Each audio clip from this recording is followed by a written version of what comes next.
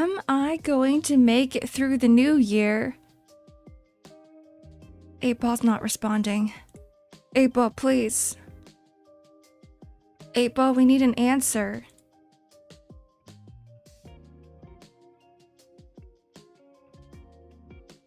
Eight ball. 8-Ball.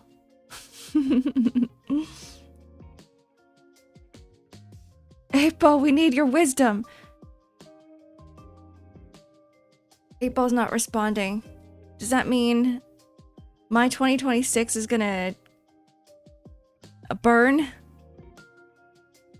It's gonna be in chaos? I hope not. 8-Ball. Oh. Don't count on it. Congrats on getting first cube. Have a good lurk, lurkers. Have a good lurk, Blaze. Hello, YouTube. Hello, Twitch. Good morning, good afternoon, good evening. Zad, what is that? What is echo? What do you mean by echo? Do you hear double me? This should be on your side.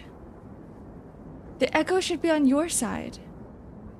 It's not me, I don't think.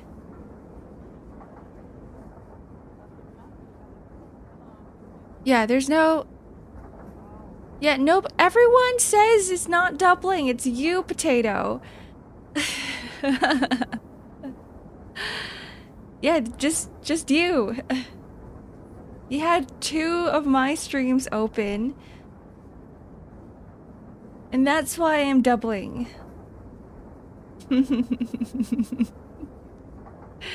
I'm getting gaslit here. I'm getting gaslit. The scuff is not on my end this time. Hell yeah. Most redeems are gone. You want me to turn them on? I turn them off because of Final Fantasy.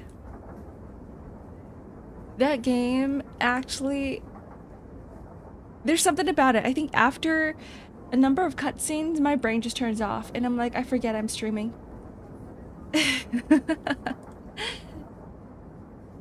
I don't know how to react to anything anymore. Streaming? What's that? I'm just sitting there watching all the cutscenes. It's like watching a movie. Let's see here. You guys finally have echo. Here's the hearts. Stretch and hydrate. We got reading mode on. We have comfy mode. And we'll keep... Okay, we'll do this song redeem as well. Yeah, no scuff art. Oh my god, I'm massive. There we go. The other me is massive. 2 can play this game. I'll just make myself, both of us, super massive. Super big. And then make us smaller.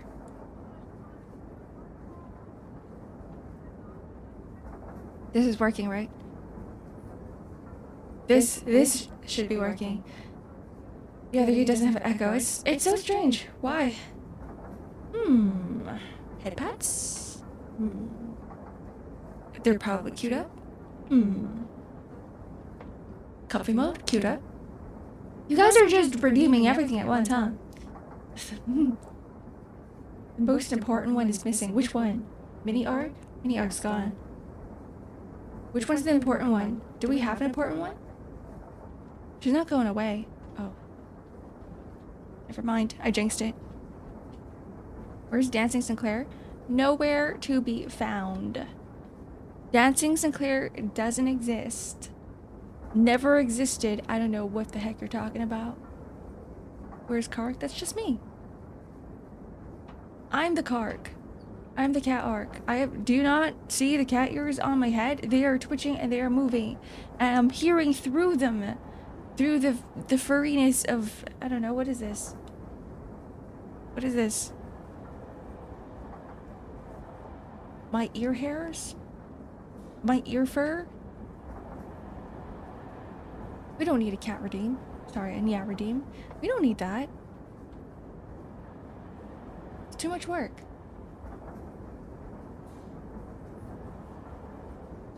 Fluff. Ear fluff. Like, what do you guys call the white stuff in the ears? Is it just fluff? It's hair. It's fur. But it's... There should be a name for it. We don't have a name for it. Do you hear the... Oh, you guys are hearing the train in the background. There, it's gone. No more train. It is apartment by the train tracks.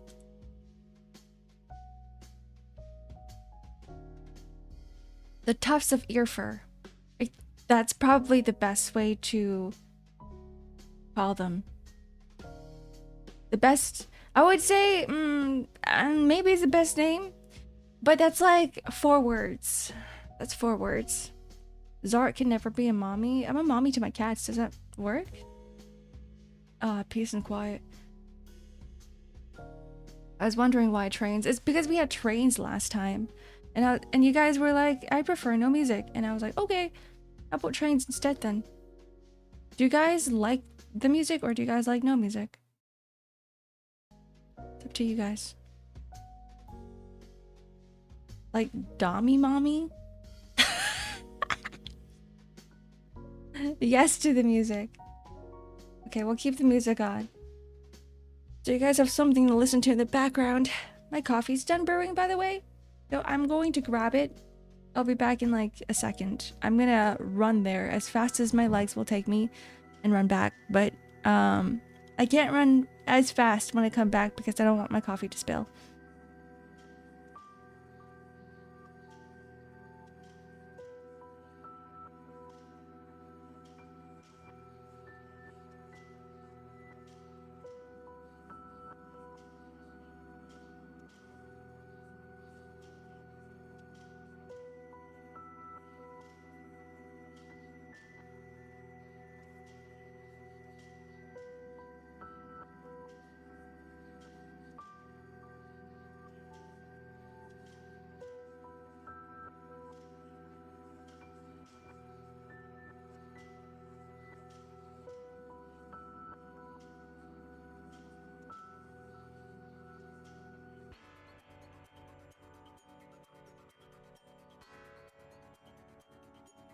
What do you mean we gotta ban the word mommy? What's wrong with mommy?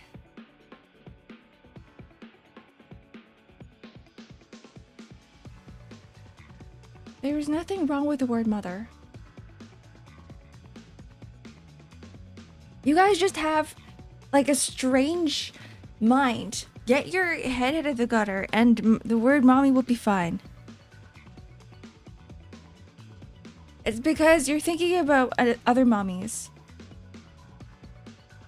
Yeah, you guys are mind broken. I should do a lobotomy on all of you guys right now. Take a scalpel to your brain. I'm gonna take with a part of your brain that connects mommy to other things. I have PTSD when I hear hockey now. Wait, why? Wait, hockey? I've been lobotomized long ago. Well, here's round 2. Are you ready, potato?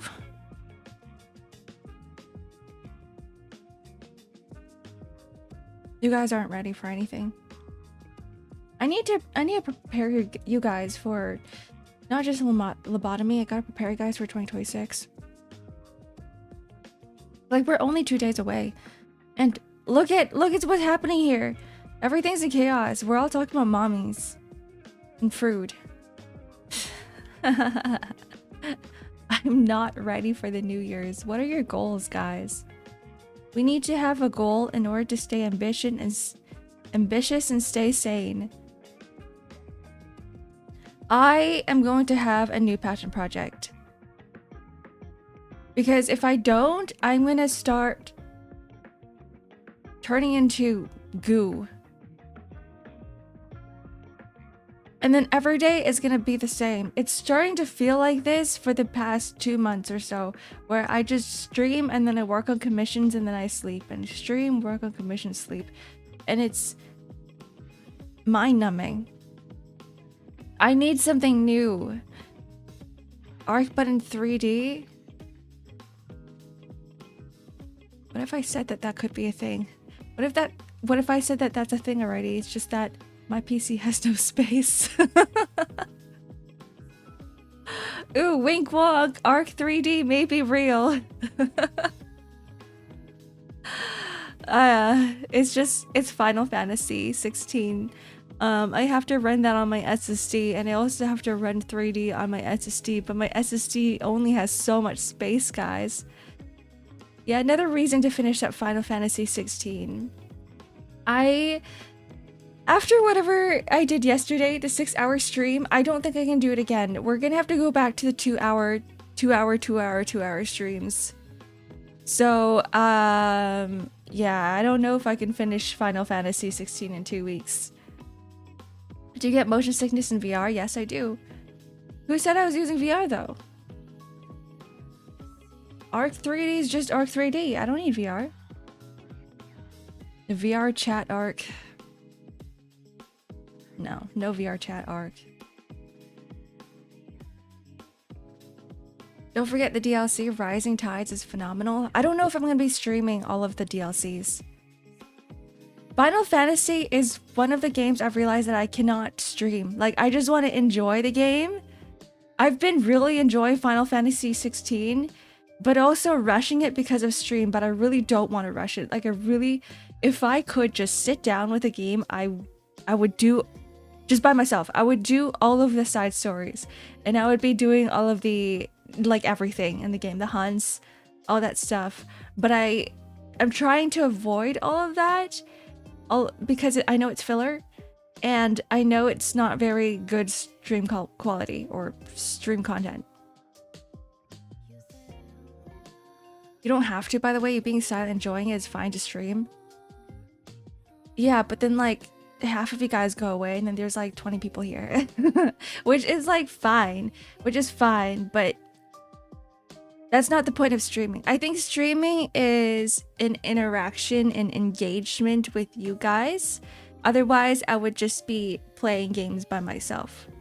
Like, sometimes when I think of streaming, I'm like, what is streaming? What is the definition of streaming? Why do I stream? And the reason why I like streaming is because I like talking to you guys.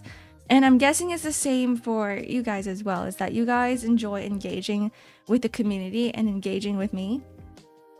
But if I'm not doing that, then there is really no point in streaming.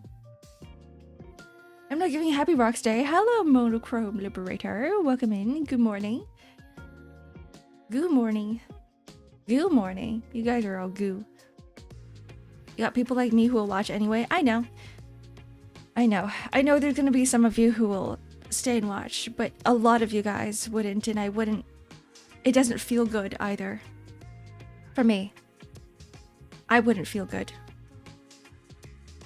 You do it because you want to get better at talking to people, right? Yeah, that's one of the reasons why I stream. That's why I started streaming, is because I wanted to get better at talking. I want to get better at yapping, and I'm not good at that. I'm not, as you guys can tell sometimes, my brain doesn't turn as fast when it comes to words. And I'm like, wait, what is this word? What is that word? How do I put thoughts together and turn them into sentences, and proper sentences that people can understand? And streaming has made me better at doing that, but I still suck at it. You're the cutest bean. If you're going to play, we would watch YouTube or VODs. Exactly. That's what I mean. So, which is why no more 6-hour Final Fantasy 16 streams, which is why we stick to the 2 hours. 2 hours and maybe 3 hours. Thank you for the follow, Package Elias. Welcome in. Wait, what?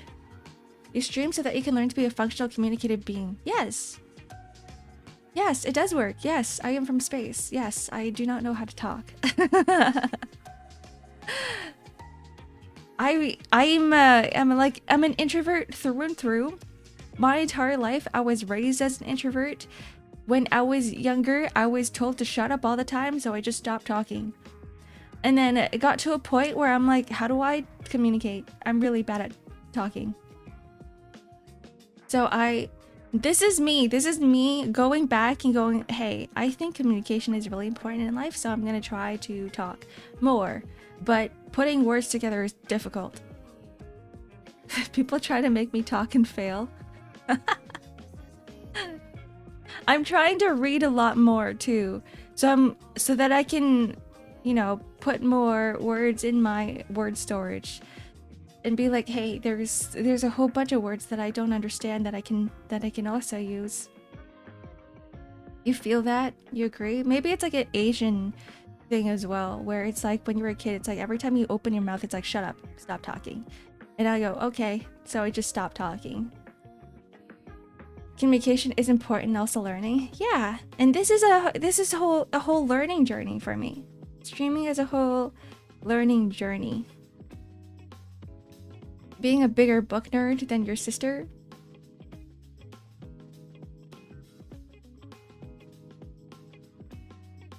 I was thinking about whether or not my sister is a book nerd, and I'd say she is kind of a book nerd, but she reads all the shitty books. She recommended excuse me. She recommended me a few books. I started them, but I'm like, I hate these characters so much. I hate the story. Why do you like this? And she goes, yeah, it's just okay. I'm like, why did you recommend it to me? A book slob. I mean, at the same time, I also recommended her books that she didn't quite enjoy. Like Mistborn.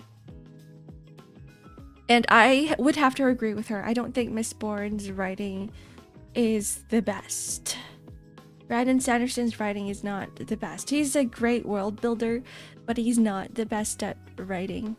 Twilight? No, not Twilight. She recommended me a mystery thriller that just so happens to have romance in it. But the way they write the romance is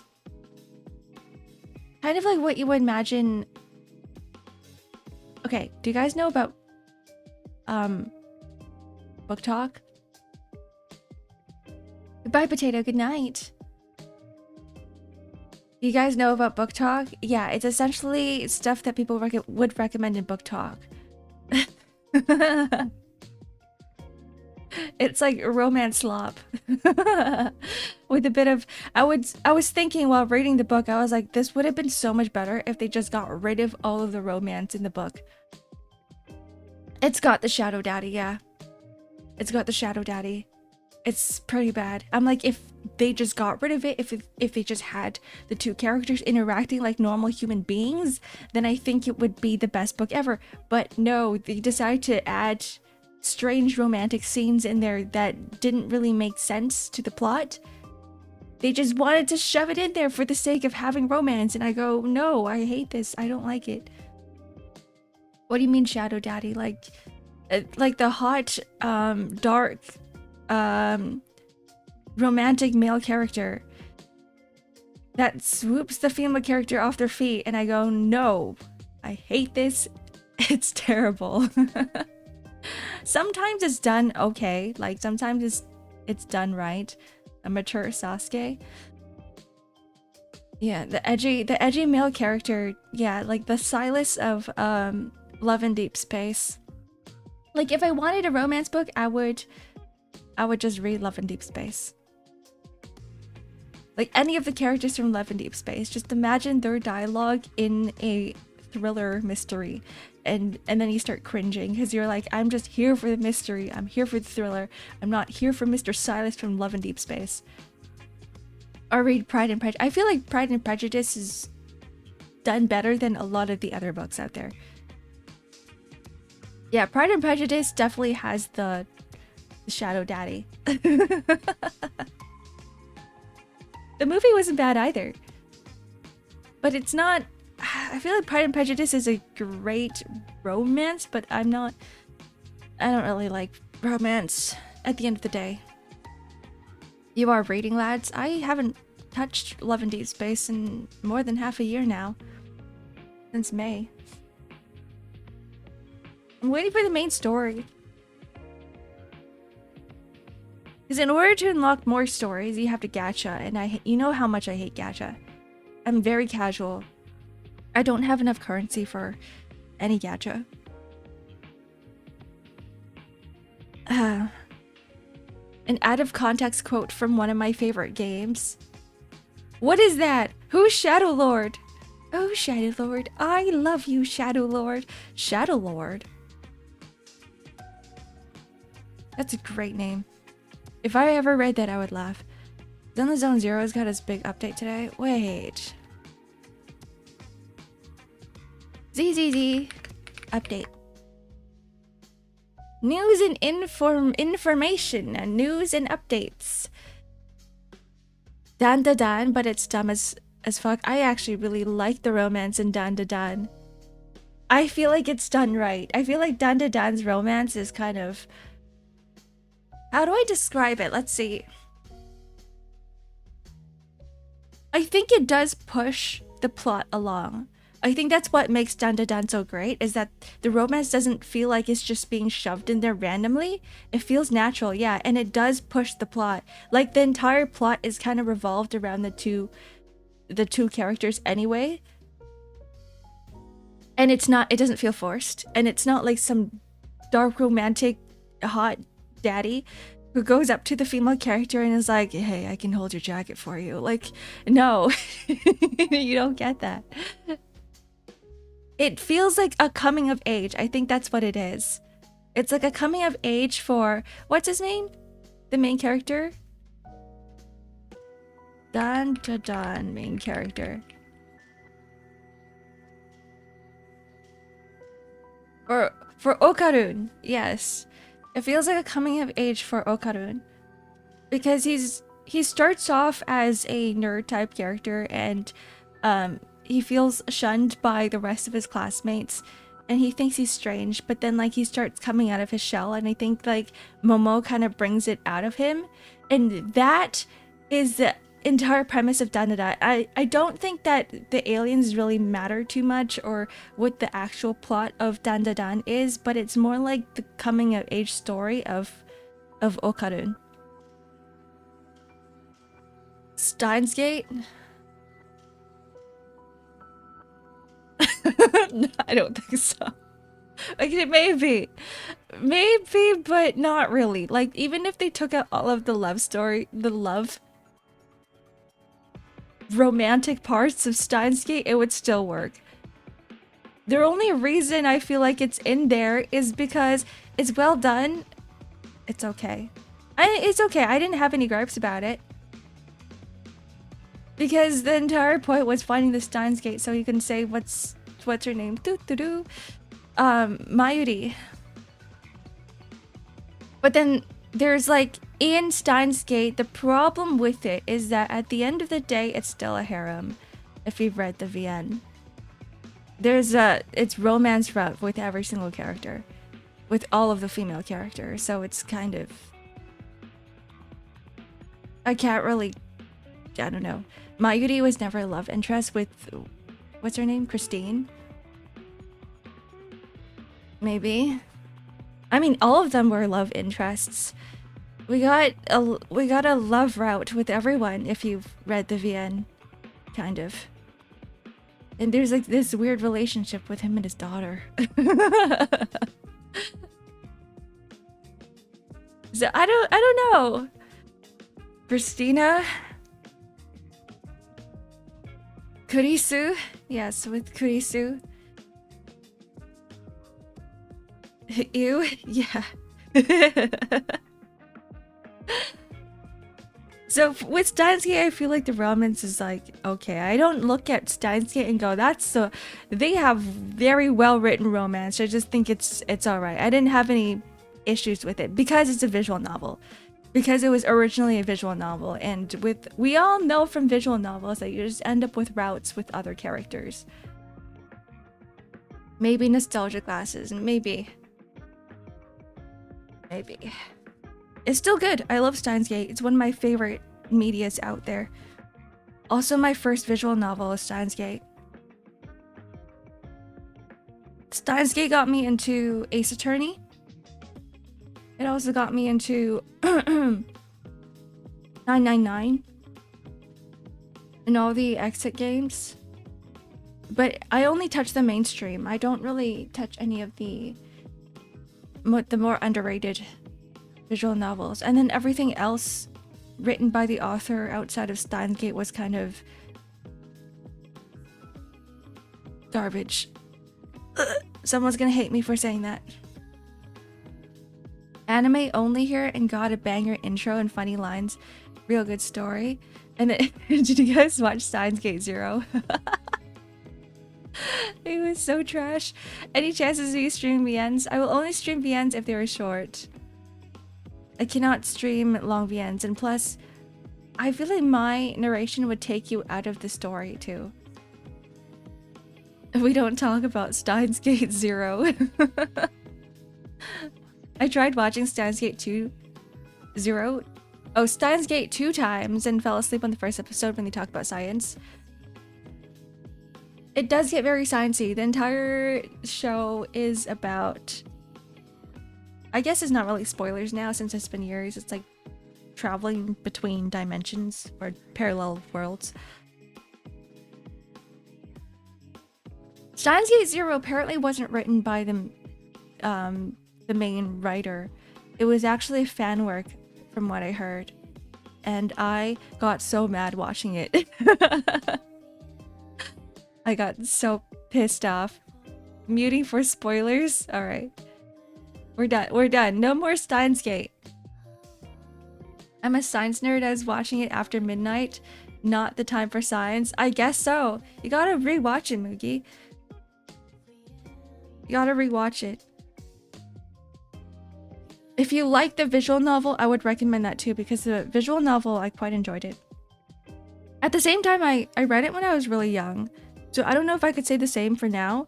It has been like over 20 years since I've read Steins Gate, and it was my first visual novel, so I don't know if I was wearing rose-tinted glasses at the time. If I were to read it now, I don't know if anything would change. Over 20 years? Has it been 20 years? Okay, maybe not 20 years, maybe like 15. Maybe like 15 years. It's probably, yeah, it's, now that I think about it, it's probably been like 15 years. 15 years ago. When it first came out. When did it come out? Steins Gate release date 2009. How do I speak numbers again?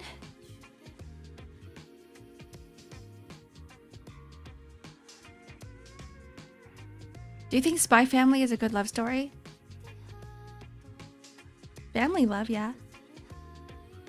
Romantic love?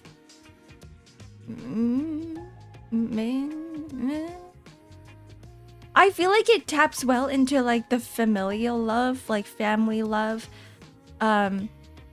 Even with Yor and what's his face?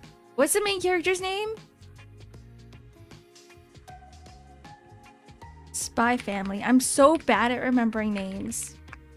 Found Family Love, yes. With Lloyd. Hello, Ube. Welcome in.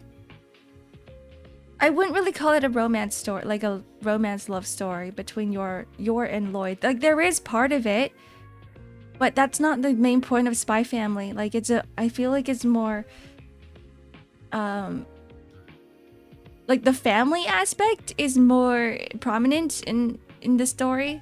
If you were looking for a romance story, I wouldn't look for it in Spy Family. And Anya. Yor and Anya and Lloyd. And how they become the best family ever. Eureka 7 is good romance. Characters felt like people with actual flaws. Isn't Eureka 7 about sports? Am I thinking about something else? Eureka 7? Wait, never mind. What is this? A mecha pilot. It's Mecha. I need an overview, please. A shorter overview. Because the wiki does not help. Wiki just gave me a giant wall of text. Apart from hoverboarding, 14-year-old Renton Thurston finds his love boring until a large LFO robot called Nervash crashes into his room one day without warning. The pilot of the LFO is a beautiful young girl named Eureka. Is that why it's called Eureka 7? Has come to have her LFO serviced in the garage run by his family, but following her are the Gecko State, a small band of guerrilla fighters, and the United Federation Forces KLF unit. The what? I have not watched this before. Maybe I should. If you guys say that it's good, then incredible, in fact, then maybe I will watch it. Hi, Hiking Dogs. Good morning. Do you have your coffee? Watch it? Okay, I will. I will watch it. Thoughts on Love is War? I didn't like it. I don't know. I mean, I can't watch anything with high schoolers anymore. In a high school classroom setting, there's something about it that just like makes me want to jump out the window. So I do not watch high schoolers in a high school classroom anymore. I just cannot relate to any of the characters. If it's for nostalgia, like if you were to tell me to watch Azumanga Daioh, I would watch it again just for the nostalgia. Or like the Daily Lives of the High School Boys, I would watch that again just for the nostalgia, but I will not watch any new series with high schoolers or middle schoolers. It just feels strange. It feels really weird. Unless there's like a completely different setting. Like it's not just about high school and there's like more to it, like Dan Dan Dan, where it feels like, you know, they're like killing robots and stuff. Sorry, not robots, aliens. Toradora was great. That was a really good romance. I enjoyed it. That was my favorite. Toradora is my favorite romance. I think it's just that because the entire series is focused on the two characters. On the male and female characters. Forgot their names again. Taiga and forgot his name. I remember Full Metal Panic, but I didn't watch it. The Daily Lives of High School Boys. Yeah, one of the best comedies. Asobi Asobasa is also pretty funny. I feel like those shows gets boring afterwards because you're like, oh yeah, they're just using the same humor over and over again. And then you start becoming jaded. And then you sit there going, oh, they're just gonna do that again. Or Nisekoi. Nisekoi is a romance, wasn't it? Nisekoi, I remember it pissing me off, so I didn't watch it.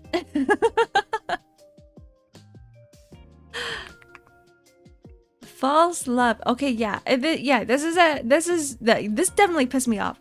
I remember reading it and I read up to a certain point and I was like, I can't read this anymore. I got mad.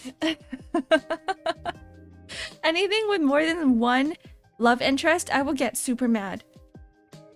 Harems. They piss me off. Or even if it's a love triangle, pisses me off. If that was the intention of the series, was to piss me off, then they definitely did it right. What about Guilty Crown? People told me not to watch it. Everyone bags on the story, but the OST is a banger? Yeah, that's what I heard too. I keep hearing the Guilty Crown OST everywhere.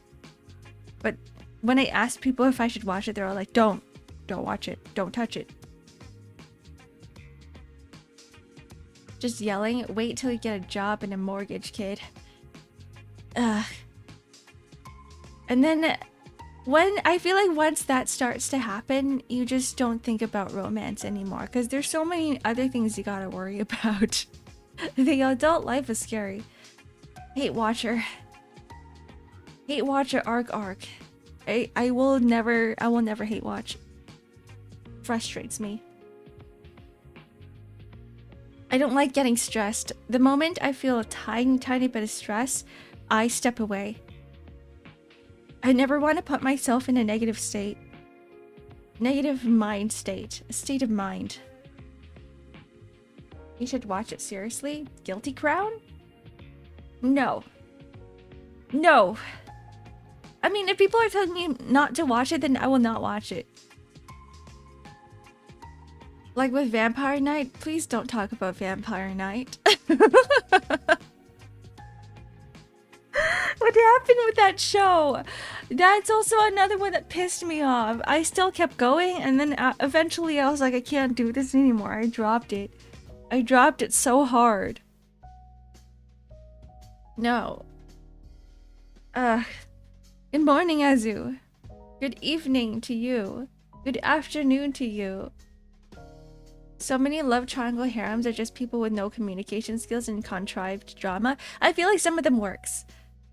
I think some of them works. I think if it's realistic, well done. There's plenty of main characters in harem anime where they have no communication skills, but it's part of the character. Like, you can tell that the writer wanted them to be this way and to give them a flaw. But when the other characters around that main character isn't really helping them at all, and the plot isn't really helping them at all, and there's no character development, they're not improving, that's when I go, this is shit. And that's when I start dropping things. What about Quintessential Quintuplets? I didn't watch it. I see like a whole bunch of girls and I'm like, I'm not touching that. I'm not about to get rage baited again. The wrong girl won. See, that's the thing. I don't like harem. I don't like rooting for people and be like, I feel like this person should go with this person, or that person should go with that person. I want the beginning of the story to just tell me exactly which characters I'm gonna be seeing the romantic tensions from, and just like go from there.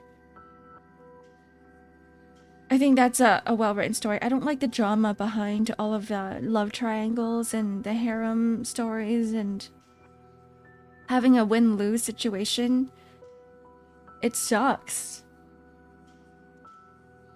The two girls had more character development than the girl who won. For me, it was like that for Steins for ReZero. It was like watching Rem and Subaru and them having a whole character arc together, and then Subaru going, nah. Sorry, I love another woman. And then it was so hard to watch season 2. I couldn't do it. Enough, fam. I'm okay. I think the problem with that, with ReZero for me, was that the entire plot around season 2 revolved around Rem and Subaru. It really did. And then season 2 kind of did as well, with the lost memories and stuff. And I was like, what? How can you not? Amelia? Who the fuck is that? I wish Do Da Da Da had a better season 2. I didn't watch Do Da Da Da. I didn't have internet at the time when it came out, and then I never got to it. And then I looked at the fandom and I was like, I never want to be part of this. I never want to be part of the Do Da Da Da fandom. It was strange.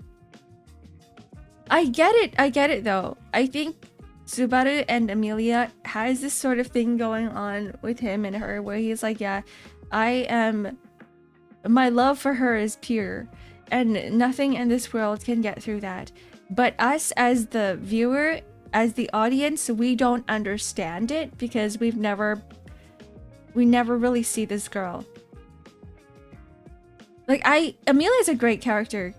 And by herself, she's a great character. And I watched the movie too. She's with just Amelia. I forgot what happened in the movie.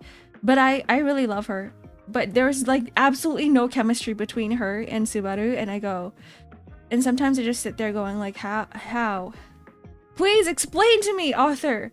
Please give me more Amelia and Subaru. If we had more scenes of those two together, I'd be like, yeah, sure. I'd accept it. I'll accept it. Anyways, let's stop talking about ReZero. It's just gonna make me mad. It's just gonna make me mad. Screw romance. I don't deliberately seek out romance in stories anyway. What about Ichigo and Rukia? I have no thoughts of romance in Bleach. I feel like it's so unnecessary. Kind of like, it's like asking me if, what about Sakura and Sasuke and Naruto? I'd be like, I don't care. I don't care for the two. I don't care about the romance. I'm not there for the romance. It's just fan service. Ichigo and Rukia is just fan service. That's it. It's not romance. It's fan service. Turn your brain off and watch Dragon Ball? Maybe I should. There's a few things I need to finish watching. Superhero X is one of them. I need to finish watching Link Click. I need to finish watching, excuse me. I'm just gonna blow my nose. I'm gonna mute myself.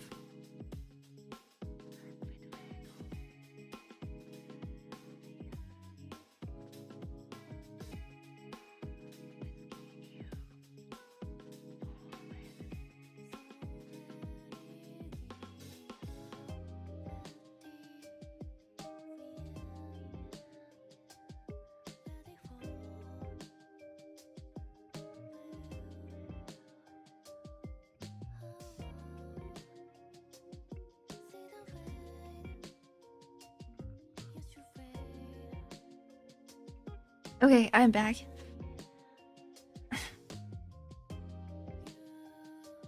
One Piece? I did watch One Piece season 1. I watched it twice.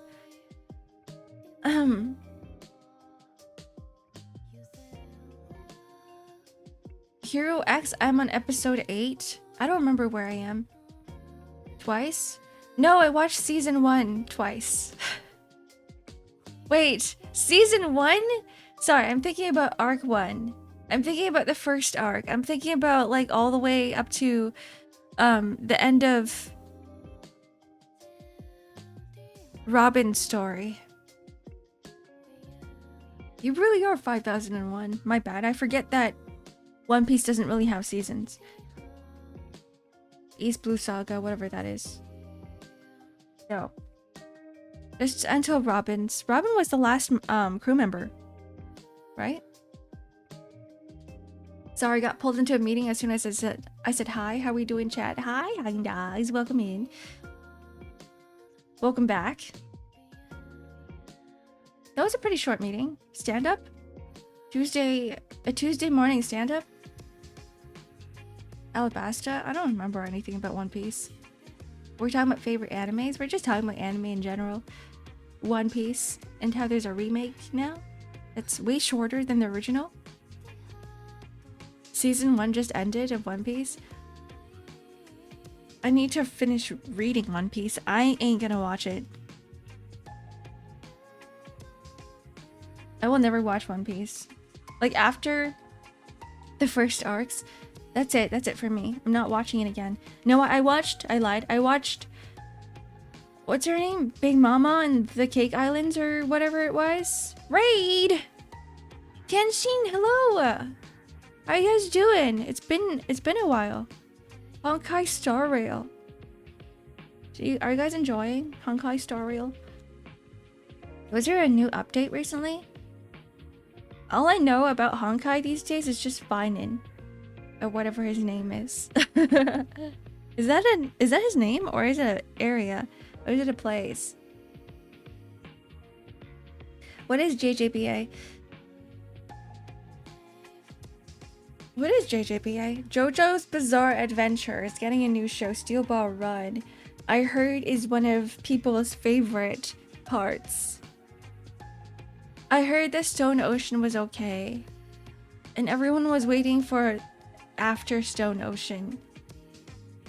JoJo something. I was catching up with Story Quest. Yes, it was fine on the white-haired dude. Yes, I keep seeing like hot art of him. And I'm like, this guy is making me want to go back into Honkai, but there's no way I'm going back to Honkai just for a single character. And everyone was like, don't do it, Ark. And I was like, okay, I won't do it. I'm very easy to convince. I hope you enjoyed your stream too. If you guys need to raid and run, feel free. Hi, I forgot to introduce myself. I'm Ark. We're just chatting. We're just chatting about anime right now. And a whole bunch of stuff and how much romance anime sucks out there. There's no good romance. There's some. I lied. There are some good romance, but most of it is just for the fans. Not for the plot. This is Ark. She yaps. Yes. His banner's over, so there's no point coming back. Darn. It's okay. I'm playing too much gacha right now. I need to get back into Zenless Zone 0. I need to... Oh boy. I'm playing Ark Knights right now. I gotta go, Ark. Have a nice day. You too. Goodbye, Silver Game Dev. Enjoy your day. JoJo Bizarre Adventure season is the easiest to mess up because they are horses and those are hard to animate in motion. This one? Horses. Animating horses. But it's JoJo, so like no matter how they animate them, it's gonna be the same. Bananas, welcome in. Thank you for the follow. Oh yeah, and then we're gonna have to play Enfield. January 22. Mark it down in your calendars with a pen right now. Take out your calendars, your pen and paper. Write down January 22nd. No more Wenfield. It's gonna be Enfield. It's gonna be Peakfield.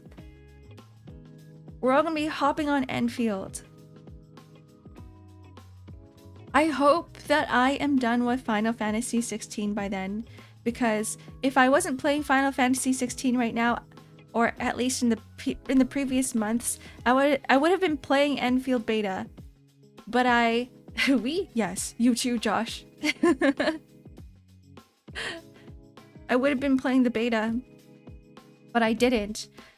I chose Final Fantasy 16 over Enfield beta. I'm gonna drop Clive off of a cliff. No, we can stream both at the same time. Actually, I lie. I can't because no space on my SSD. I need like an external SSD. I should just get one. To be fair, you made the right choice. I was thinking that with Enfield beta, they're just gonna delete all my progress anyway once the actual game comes out. So I feel like playing it wouldn't be the best use of time, because I still want to enjoy the game when it launches. Like, I want to enjoy everything that is offered when it launches. And if I were to play the beta, it might sour my first time playing it when it does launch. Nah, but I'll watch it play. Alright. I know the beginning story is going to be pretty ass, but it's okay. I will live. I've heard things about Enfield and how the first part of the story is not the best, but I will sit through it because it's Enfield. Whoa, who's that? It's Ark. No echo. No echo voice. It's Herefield, yes. There's like a lot of JoJo that I haven't finished either. So that's why I'm not too excited for JoJo, because if I finished every single part of JoJo, I would have been like, yes, Steel Ball Run. Hell yeah, I'm excited. But because I haven't caught up at all, I've only finished watching part 1 recently, and that's it. Unless it's a bit like part 5 with Giorno, and none of the previous characters really pop up that much, then I can probably watch Steel Ball Run without being confused. Because Stone Ocean definitely made me confused, because I'm a part skipper. Just skip parts. That's exactly what I've done previously. It's a whole new universe of timeline. Oh, it's perfect for me then. I can be a part skipper and still enjoy it. Names are the same, that's it. Heck yeah. Oh, okay, now I'm excited. Because I don't know anything about Steel Ball Run. I really, really enjoyed part 5. I had faith in you. Hey, If it wasn't part 5, I wouldn't have gotten to JoJo at all. Here's the thing, I tried. Thank you for the stretch and hygiene, Moogie. This is one way to shut me up.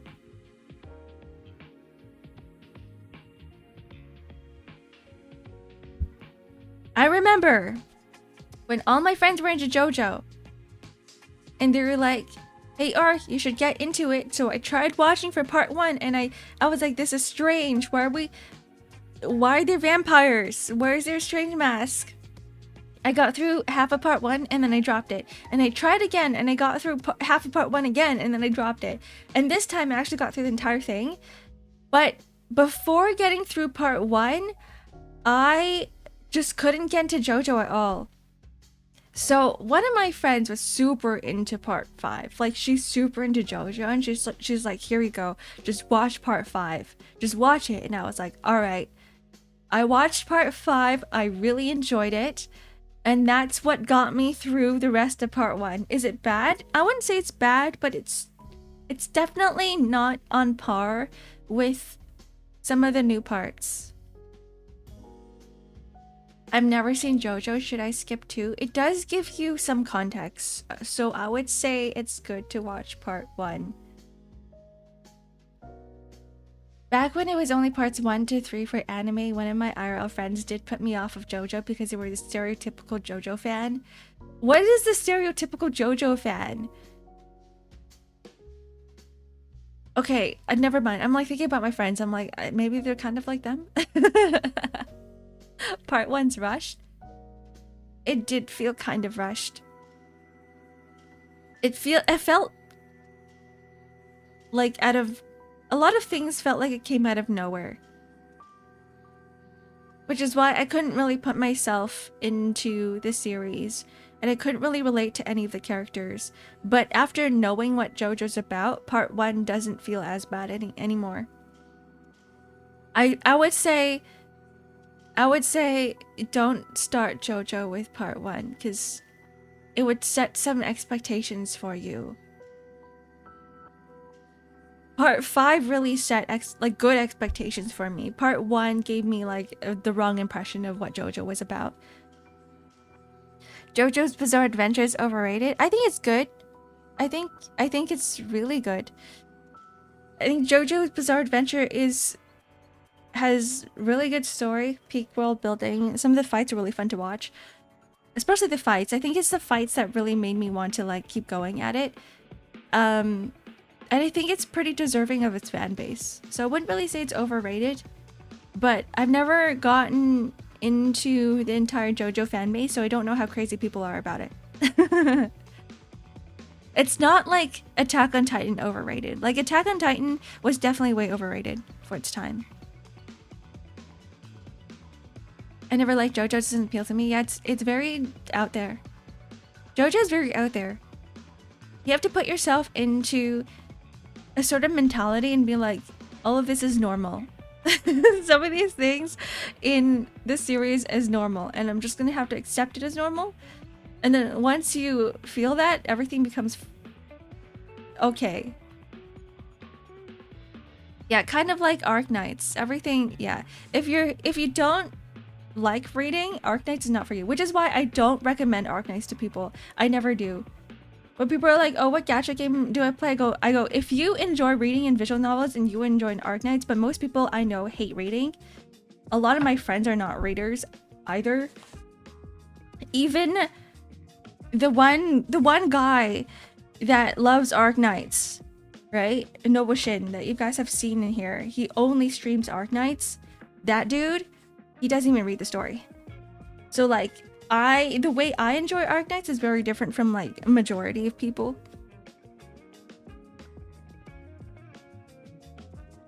AOT overrated? I think Demon Slayer's definitely overrated. That one for sure. It's carried by its animation, 100%. Carried by all the compositing. It's not even the animation. Animation is just okay. It's the compositing and all the flashing lights that make it look cool. I wanna love reading. If you love reading, you would love Arc Knights. I love reading. Like, I don't mind that the characters are sitting in front of a door talking about going inside to the other side of the door for over 20 minutes because I love reading. I have developed a personal hatred for JoJo purely because of the fandom's tagline of, "Is this a JoJo reference?" Oh, never mind. Oh, I see it. Oh, I get it too. I get it too, Tektora, because we do have some people in here that are like that. Oh, I have a phone call. Okay, I'll be right back, guys. I'll just run ads here.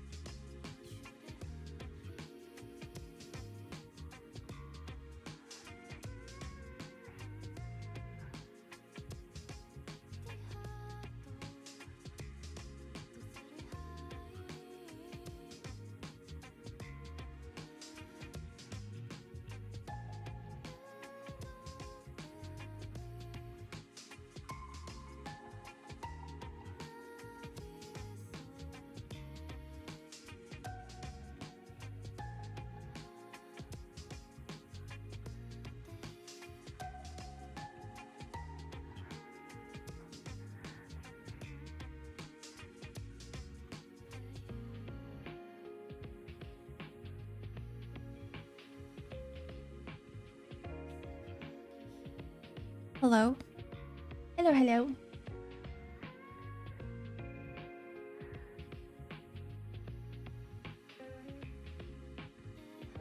Thank you for the welcome back.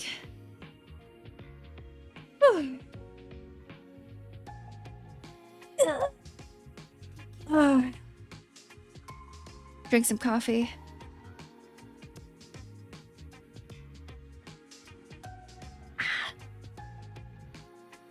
Just got a phone call. Gotta go somewhere later. But it's not during stream, so we're okay. Now I'm thinking about lunch. That took me out of the entire conversation that we were having about anime. Monogatari, so much reading.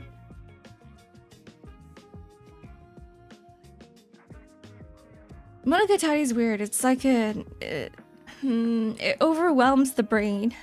Because you're like, oh yes, there's all these flashy colors on the screen and a lot of things happening. But also a lot of words. It doesn't really feel like I'm reading. It feels like a different type of media entirely. We were deep in anime, we were, and then I got a phone call and I'm like, okay, what's what's going on now? It's deeply Japanese. Monogatari? It kinda is. I can only watch season 1 and that's it. I couldn't watch anything else. I watched Kisei Monogatari. I think I watched like up to 3 seasons and I was like, I'm not enjoying this. I'm not enjoying this as much as I enjoyed the first season. I feel like I would have if they didn't keep the same sort of tonality to it, but then at the same time, if they didn't keep the tonality of the first season, it wouldn't be Monogatari anymore. I was just a little tired of how the story pacing went. And it's very long. It's like reading Umineko. It feels like I was reading Umineko. The jokes can be hard to figure out because of the culture and the language barrier, but it's a fun ride. I think I would enjoy it a lot more now than if I were to watch than when I watched it back then. But I don't think I'm going to be picking up anymore. I agreed and enjoy it as it was going on. Yeah, season 1 was good though. I think we can all agree on the fact that season 1 was enjoyable. Because it was definitely something new and something different. But when you start to understand where Monogatari is going with everything, you can sort of predict what's about to happen next and you just go, okay, I don't know if I like this anymore. What I hate about Shaft is how they do the little text pop-up every 2 frames. I want to read it, so I have to rewind and pause. I just skip through it. I've come to terms with the fact that I will not be able to read what it says on the screen. We talking about Baki Monogatari? We talking about the entire Monogatari series. Is Baki Monogatari the first one?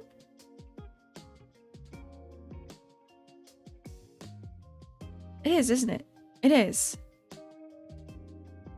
Sayonara Zetsubo Sensei? I heard that one had a lot of jokes. Oh, hold on.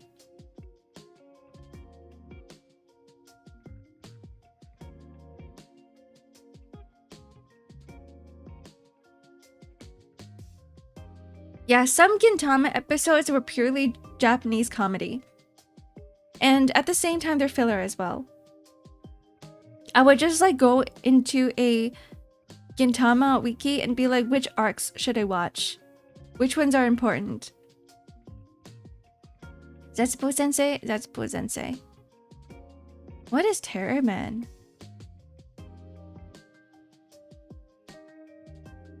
When you said first season, I watched Baki Monogatari first, and I don't know what season 1 is. I think Baki Monogatari is first season.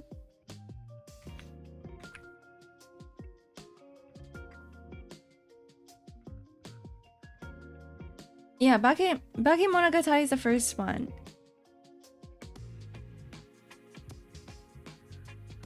And then it's Kisei Monogatari, and then it's Nisei Monogatari. I think I dropped Monogatari at Nisei Monogatari, and that was it. I didn't know there were so many. There's like 12 of them. Holy moly, there's 12. There's 12 of them. Sakamoto desu ka? Sakamoto.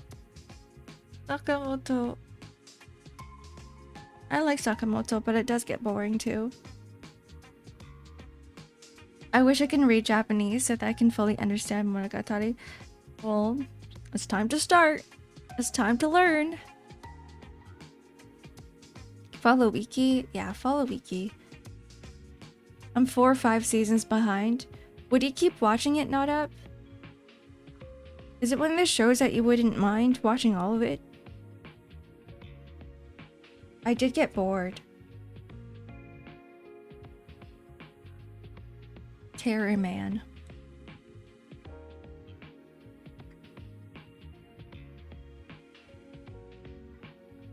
Terror Man is a South Korean manhwa released in webtoon written by Han Dong-woo and illustrated by Ko Jin-ho, and it was serialized. This doesn't tell me anything about the plot. They're just telling me like who wrote it and when it was serialized. Okay, Amazon. Jung Woo Min has a special ability, one that lets him see what a path leads to misfortune or disaster. He uses his eyes of misfortune and spot those unfortunate events to stop them. Disguising himself as a terrorist, he begins using his power to save people from certain danger. This leads him to become feared by the people he's looking to save. Soon he discovers that the more he saves others, the unhappier he becomes. Thus unfolds the story of a hero and his struggle between happiness and despair. And the unfortunate reality of saving the world, even while becoming a supposed terrorist or terror man. Oh, interesting. I really like the art. You never explained how you know Big Mom. She comes way later. Well, I read it. I like read up to... I read past the time skip, and then I watched it. So I just skipped all of the anime. I didn't want to watch the anime. It was so slow. It was so slow. You get like, I don't know, 20 seconds of Luffy flying through the air. I'm way more caught up. I'm pretty caught up. I mean, I'm still ways to go. But yeah, the manga is 10 times. I think just the pacing itself is a lot better. In One Piece. We're like jumping everywhere right now. Terror Man, One Piece, Monogatari. Way to exaggerate. It is. It's like 20 minutes of Luffy in the air, and it's like you're seeing the same frame over and over again. And it's like, oop, now it's commercial break. And then they come back and Luffy's still flying through the air. That's just how it is. It's just what the One Piece anime. Yeah, we're like the Dragon Ball power-up episodes. Because they're like, yeah, we don't have enough budget to animate all of this, and we need to drag it a little bit longer. So then you just see the same frames over and over again, and it's like, come on, Luffy, when are we gonna see that one punch? The punch that took like 20 frames or 20 minutes. He has his long arms yanked for 5 minutes in the air. Yeah. Stuck in a cave for like 15 episodes. Oh my god, please don't get me started. So yeah, I can't watch it. I only watched the Big Mom arc with the islands is because I was watching it with other people and they were like, yeah, I want to see the fights. I want to see Doflamingo and Luffy fight. And I was like, yeah, sure. And then that was not... I mean, it was a good fight, but the way it was animated was, you know, it wasn't great. One Punch Man Season 2? No. Not One Punch, not Saitama. So that's why I decided to not watch the anime. If they do a remake of it, maybe I will. But then at the same time, I've already seen everything. I already know what happens. So I would really just watch it for the animation, and if the animation isn't up to par, I wouldn't care for it at all. One Punch Man Season 3 never existed, Copium. I've seen all the things that people have said about it, so yeah. Doesn't exist. I'm not a One Punch fan. I liked Season 1. I enjoyed reading it. Up to a certain point, I think they stopped translating it. And then that's when I stopped. Anime with Wano is good animation. A bit of pacing problem, but it's worth it.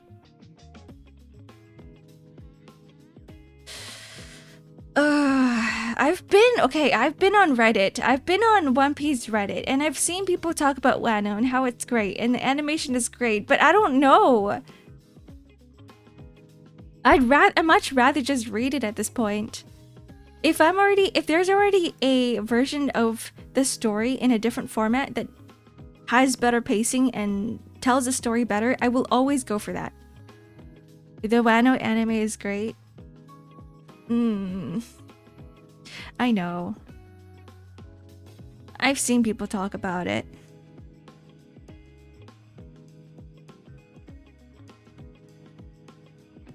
I love how, like, when you guys type the word or write the word arc, it just becomes my name now. The current arc was amazing in anime. Fine. I'll read up to the Wano arc and then I'll watch it. The current arc. That's me.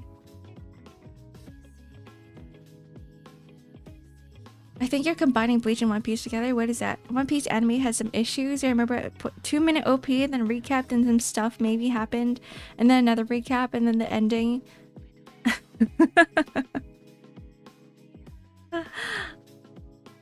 Was that what happens in Bleach? You know, I quite enjoyed the 1,000-Year War in Bleach when I was reading it. But with watching, I'm like, I'm not sure. That's always an issue with anime. There's always an issue with either direction, budget, something with it. Even the Arc Knights anime, I was not satisfied with it. It was missing so much sound direction. It's great you don't watch a recap and OP and you get a small episode, not that big issue. I don't know. There's too many things I still have to watch. Things that that aren't being told in manga or novel format. Like To Be Hero X or Link Click. Because those ones aren't text-based or novel-based. Those are original animes. So I have to finish those ones. And what else is there? I feel like there's a lot more. Chainsaw Man Season 1 was mid for me. I'm glad they're going with a movie director for the next project. I actually really like Season 1. It's definitely different from how the manga is being told. Or it's being told in the manga. And then yesterday, I just got a quick summary of what's happening in Chainsaw Man Part 2. It's going all over the place.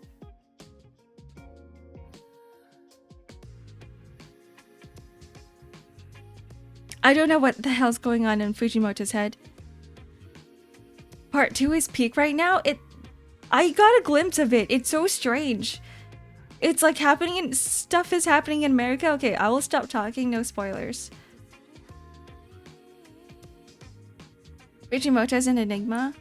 Have you guys seen like all of the stuff that he's done in his previous days? There was like a video of him circling around where he tries to levitate. I remember that. The man's a madman. He's so interesting. You know, like one of my favorite mangakas. What's his name? See, I'm terrible with names. The guy who wrote 21st Century Boys. The guy who wrote Monster and Pluto.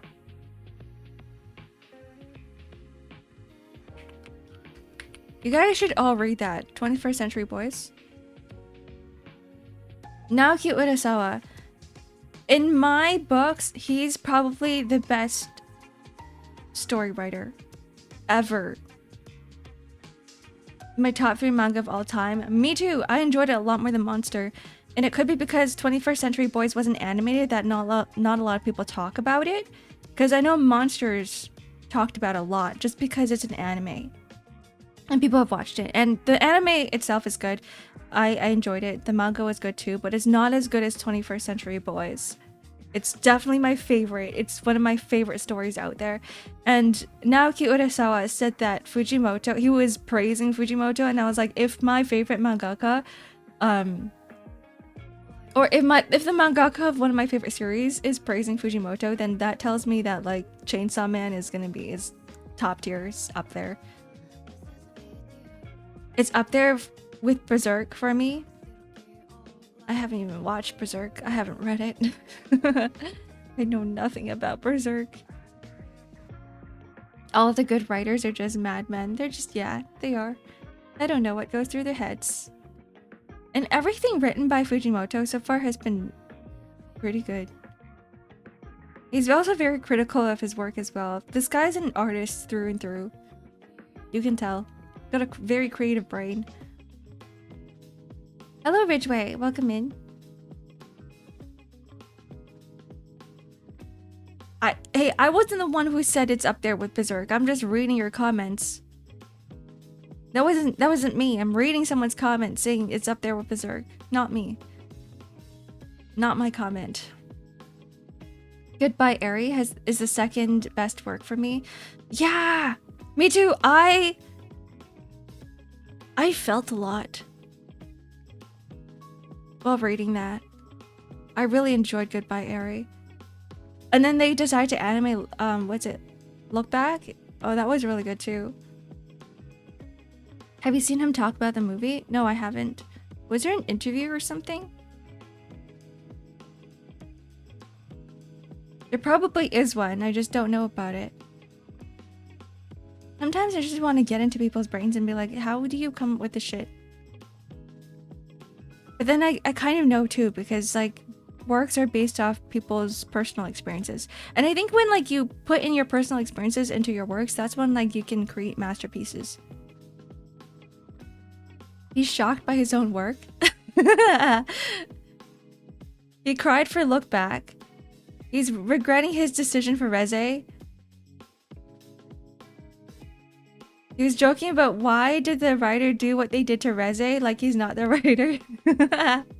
I know he's very critical of his own work, and I think it's funny. He's very critical of his own work. I remember him saying something about Look Back too, and how it feels, it's more of personal, it's like a, what's it called, autobiography? Or was it Goodbye Eri? One of them.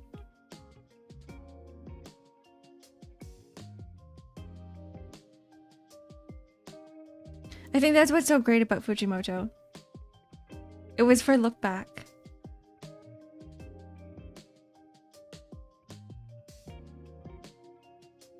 I don't know.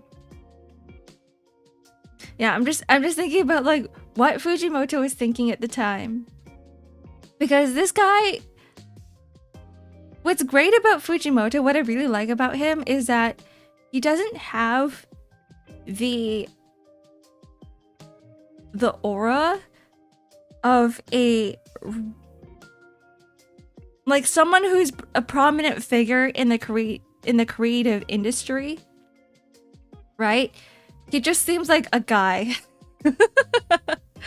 That's slightly weird.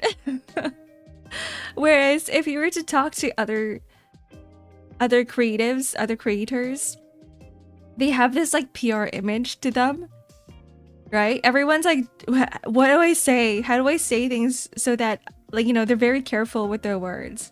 And you're like, oh yes, it's just a very typical interview. Or yes, this is just a very typical thing that like any author would say. And then you look at everything that Fujimoto says and you're like, ah yes, it's just a guy. He's just the guy. And I kind of want that from more authors. I found him when Fire Punch came out and I was thinking this guy's a madman, but his subtle nuances of human relationships and absurd role is real. Human dynamics are so relatable. This guy would have had to experience a lot of things in order to like write some of his characters too. Like you could take apart like Asa from Chainsaw Man Part 2 and be like, he knows a character. He knows a person like that in real life. He does. I'm pretty sure he's experienced a lot of things and he just like, let me just write a character based off this person because I think they're really interesting. I remember his sister account. That was when I just got into Chainsaw Man. I think like, yeah, I remember thinking, oh, I kind of want to follow this guy on social media. And then I found the Fujimoto non-existent sister account. And it was pretty obvious it was him. There's another Twitter account where he pretended he was Filipino or whatever reason. He's so funny. He's such a troll. I like how he talked about eating his goldfish. Yeah, from like a long time ago, right? Like with his girlfriend or something at the time.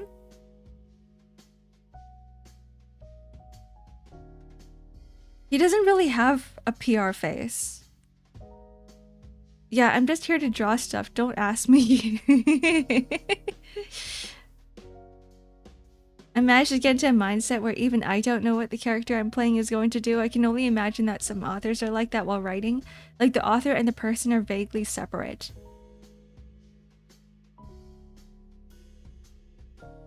I've never really understood that. And the fact that people can do that is kind of mesmerizing to me. When you don't think of a character as your own creation, but like a completely separate entity. Like their own character, their own person. But I don't know. I've never felt that way before. He said Makima has a strap on.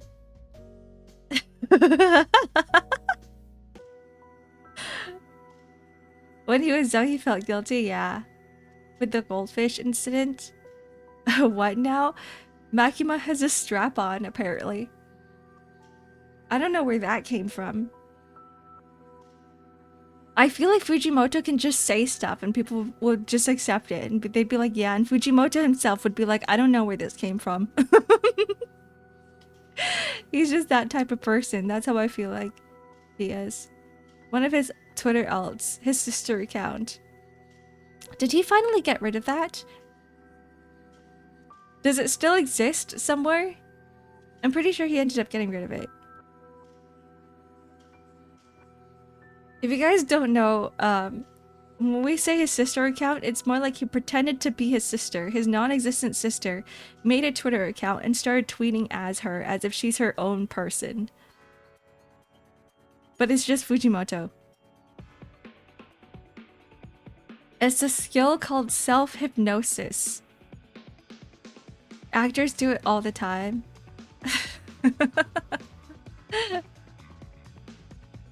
He kept telling people that no, he's actually Fujimoto's sister. But no, it was very obvious it was him.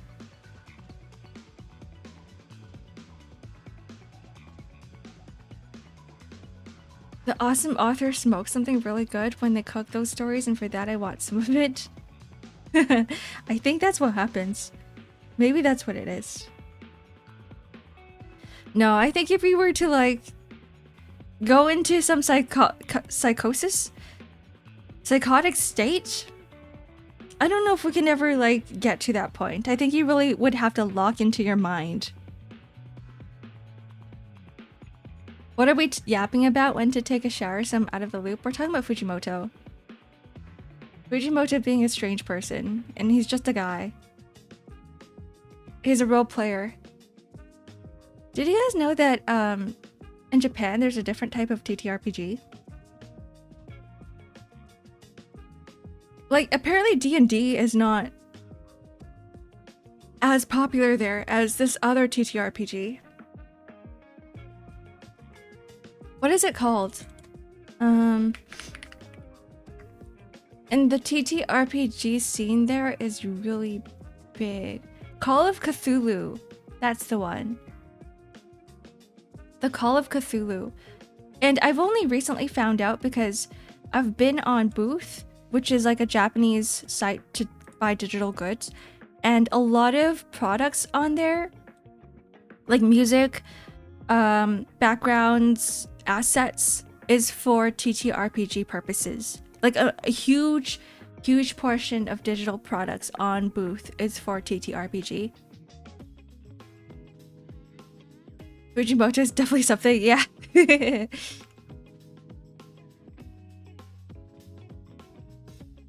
But I don't know anything about Call of Cthulhu. Cthulhu? Oh, Cthulhu. Cthulhu is like CTHULHU. That's how you spell it. Cthulhu is a Lovecraft thing, yeah. Cthulhu. How you spell it? It's like a giant octopus type creature with tentacles. And it usually comes from some like alternate dimension, and it comes from the sky. It is Lovecraftian. Sorry, Cthulhu with a U, not an A at the end. I have played Call of Cthulhu once with friends in the middle of a mall with no equipment. Wait, how does that work? I guess it's just story-based, right? I just wish more D&D table write their story and just give it to a mangaka. Free material. Some of the campaign's pretty hot, not gonna lie. Everyone should just have their own homebrew. Their own homebrew content. Hello, Doranu. Welcome in. Hi. I love how like every time I see you, it's always that emoji and I just know it's you. That's the Doranu emoji. That's the hi Doranu emoji. Speaking of emojis, we have more coming soon. Is that spoilers? Wait, I was supposed to surprise you guys. Wait, I just ruined the surprise. we have more emojis coming soon. That's the one I made. Ooh, it's cute. I like the little hi in the top right.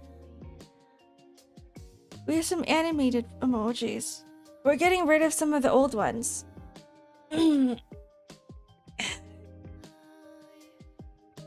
Cthulhu is supposed to be read in a gurgling sound. Is it? I can't tell if you're making shit up. How are you supposed to do it? Do I have to like drink some water first and have just have water in my mouth before I say the word Cthulhu? Is it the word or like the words that come out of Cthulhu's mouth? It's supposed to be a cup of coffee waving high. I can tell. I can tell it is a cup of coffee. I love coffee. Wait, hold on. Let me take a sip of my own coffee. We had a stretch and hydrate from 4 minutes ago. Thanks, Blight. Chasing why buy? Welcome in. Thank you for the follow. Hello, Saliathan. I hope you also have a wonderful and lovely day.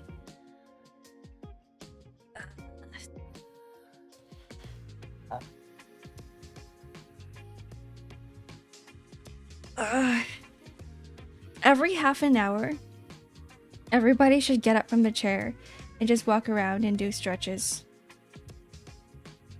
Enjoy the rest of your day, Saliathan. Have a good lurk. That's what my doctor told me. He's like, every half an hour, get up and stretch. I go, okay, but I didn't listen to it as his advice. That was a long time ago, though. Never did. But it does feel good, though. I'm fused with the chair. I can't at the same time because I'm very... How do I say it? I move a lot. And I cannot sit still. So I need to do something while I am sitting down, like do something with my hands or move around in my chair. So when I get up, it does feel really good. But when I'm streaming, I'm kind of just stuck here. So those ad breaks really help. Those 3-minute ad breaks where I get up and I walk around and I do something, I go to the kitchen, I open up the fridge door and I don't eat anything, then I close it again and I come back. Those are my ad breaks. That's what happens. That's what I do. So when I go, be right back, guys, 3 minutes. When I don't need to use the bathroom, I'm going to the kitchen, opening up the fridge door. And I just stare. I stare inside and then I close it again. I don't know if anyone else has that. Or when you're working, you're like, I need a break, but you don't know what to do, so you automatically start going to the kitchen and to the fridge. And you just open it up and just stare at food. Every time SO mentions dog and stretch. Dog? It's not dog and stretch, it's stretch and hydrate. That's different. Small break is great, yeah. Small break, move your body, because eventually when you get old, all of your joints are gonna go stiff. And then you won't be able to move them. And we have something in our body called fascia that keeps growing. Jonathan, hello, welcome in. Thank you for the follow. Your fascia keeps growing. And when it grows too much, it prevents all of your limbs from moving in certain directions. Talking from experience, Unc, yes. I am so inflexible, I cannot touch my toes. I am 90 degrees when I sit down, and people go, Ark, can you touch your toes? Well, you sit down and go, no, I can only touch my knees. Like, that's how bad it is. I'm just old, and my bones are creaky. Does looking at food make me hungry? If yes, grab food. If no, close door. True. Like how right now I'm feeling a little bit of hunger. Keep opening the fridge and it will spawn food. Trust me. I don't think that's how it works. I know how the workings of the universe goes. Food doesn't just spawn. But like, imagine if you had a pocket dimension in your fridge. And anytime you open it, you just like close your eyes or reach in and you grab something and there's always food in there. That would be the best. I only have one small cup of water, and whenever it's run out, I have to go downstairs to refill that, and that's my break. That's actually a pretty good idea too. I still have water though.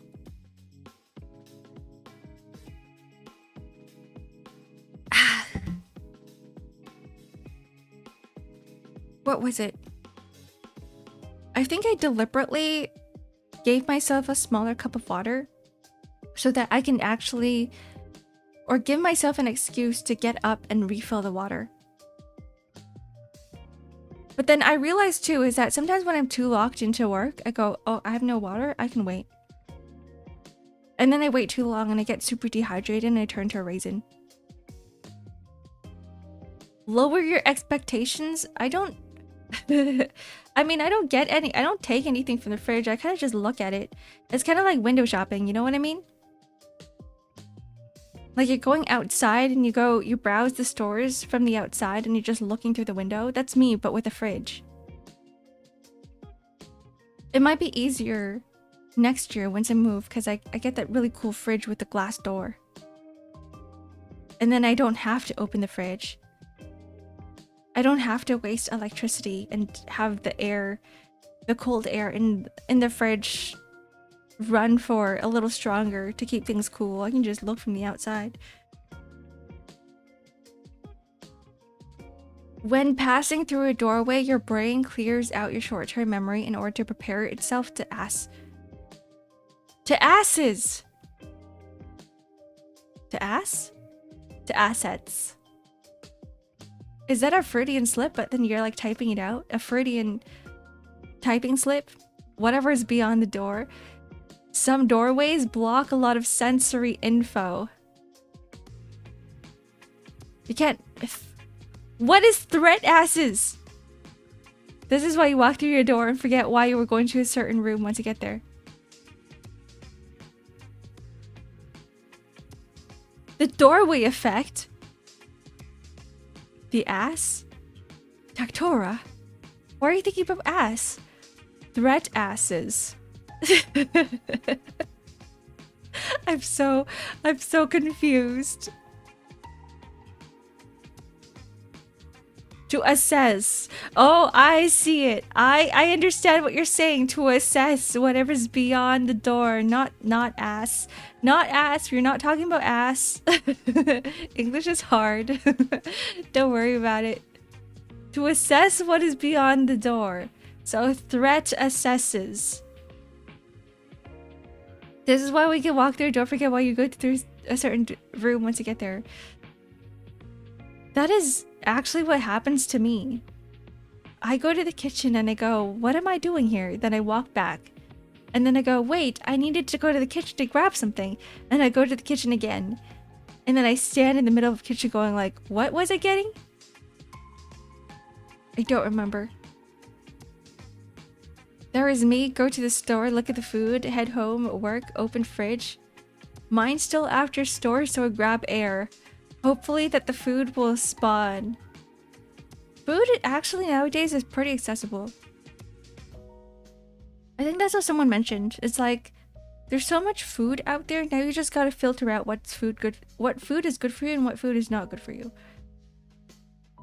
And what food is worth your money. Like you wouldn't go to McDonald's for a burger. At least like not here, not in Canada. Because a burger in McDonald's is like, what, $7? $8? And then you could go to another burger joint. Another burger place that makes better burgers. And not cardboard. And get a better burger. Bro, you mean like $11? Fine. Okay, you're right. $11. $11 for a burger at McDonald's. You might as well just like go to some other, I don't know, Hero Burger, Gladiator Burger, some other burger place. And get a burger that's better. Juicier meat, thicker patties, fluffier bread. More shit inside the burger. Not shit, sorry. We're not eating shit here. More, I don't know. What's in there? Lettuce? Onions? Other things? Bacon? Canadian dollars. 11 Canadian dollars. Maybe before after tax. I don't know. For the same price.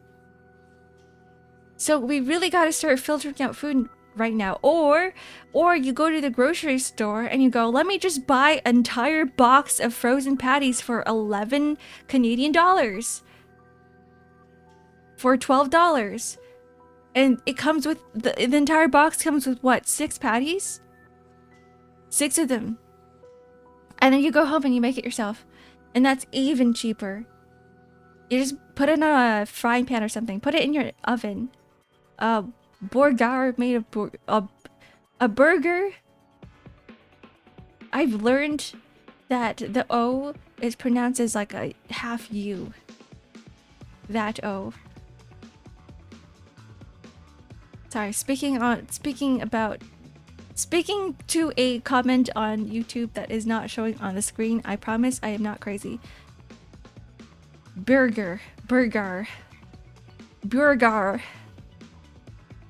Make your own patties to be extra, or that, yeah, just get some ground beef. Get some ground beef. And if you want to make it even cheaper, you could put fillers in the patty, but you could just have a pure ground beef patty. Can't sleep again? Just your average dog. Why? How do I help you sleep? Rockabye baby on the treetop. How does the lyrics go?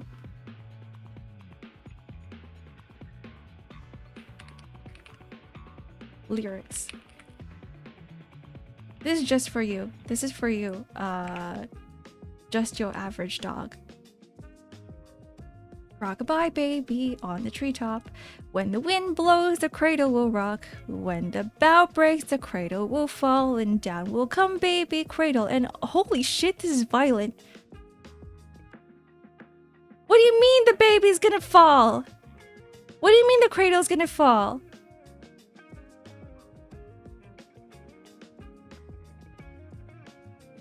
That's not a good way to sleep. Those are terrible lyrics. Did anyone realize the lyrics went like that? You could try telling jokes. Yours usually put me to sleep. I have terrible jokes, guys. Get super bored. Use your mallet to knock them out? Well, first of all, I need a mallet. How'd the baby get up in the tree in the first place? That's what I'm asking. Yeah, they're violent. London Bridge is falling down. Falling down, falling down. London Bridge is falling down. And then everyone dies. I fell down the top bunk. Dies. Have you guys thought about bunk beds and how dangerous they are?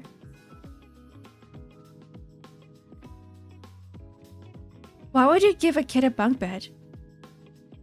Like, we've seen how kids sleep and they just roll around all the time. Bring around the roses about the plague? Yeah, it is. Bring around the rosies. Bunk beds are chill. I think they're fun to play around on, but not for sleeping. Because the idea of like having to climb things, climb to places, I think that's fun. A bunk bed is just a jungle gym. It's about nuclear fallout? I'm pretty sure it's about the plague. The Black Plague. Let's put side guards. Well, that's no fun.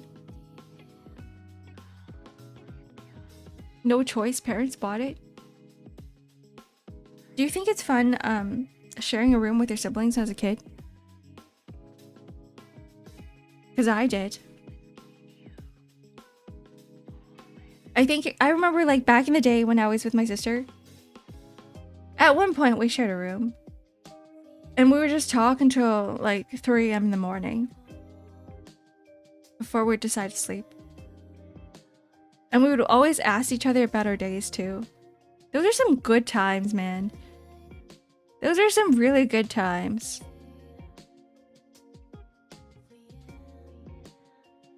And then we got separate rooms.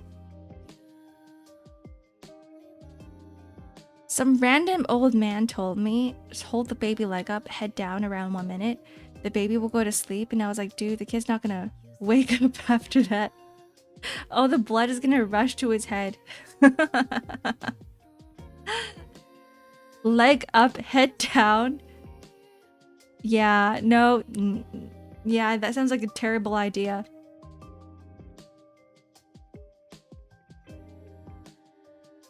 That's how you make the baby fall asleep forever. My sister snored, sleptwalk. I sleep like the dead. That crazy storm last night, the whole house shook. Oh, what storm. I'm also a sleepwalker. I only found out because one night I woke up because I hit my head on the bathroom door. I think I was trying to sleepwalk to the bathroom. I was sleepwalking to the bathroom and then I smacked my head on the door and then I woke up standing. And I was like, wait, hold on. Because normally the bathroom door is not closed.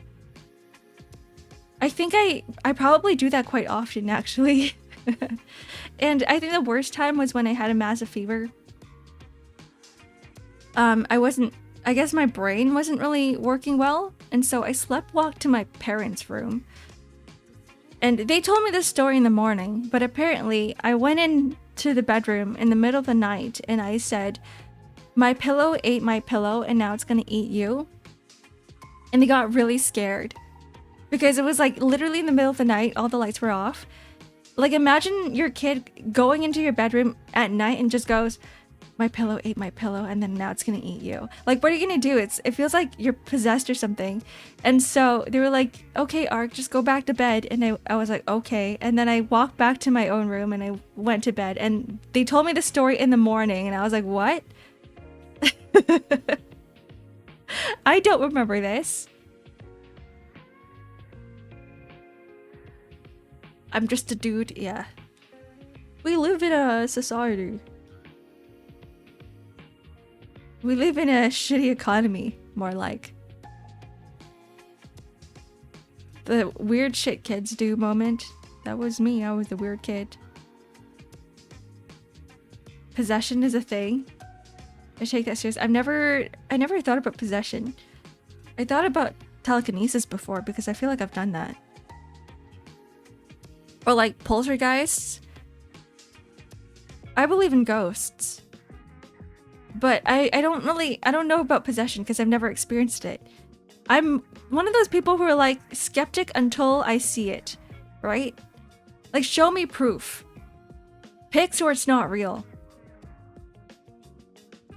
So now I can finally say I believe in some sort of strange energies in the world because I've seen things happen in front of me that I cannot explain. So now I'm like, okay, maybe ghosts are real. Okay? Maybe ghosts are real, but I don't know about possession quite yet. Dude, we're VTubers, weird kid is like the default expectation. Are VTubers weird? Guys, am I just a strange person? I'm just a strange cosmic dragon.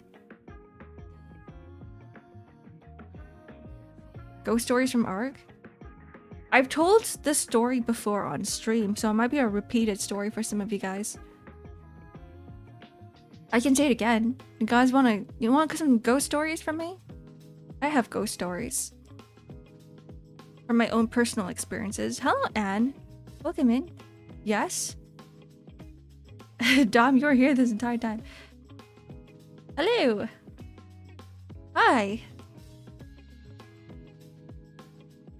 I was skeptic until I saw two girls do a leg up pose with their eyes rolled back during class. We had to... You guys had a campus priest? Did you go to a Christian school? I did. We didn't have a campus priest though. I did have classes where we talked about God, and I'm like, okay, this is strange because I'm not religious. I just sat there.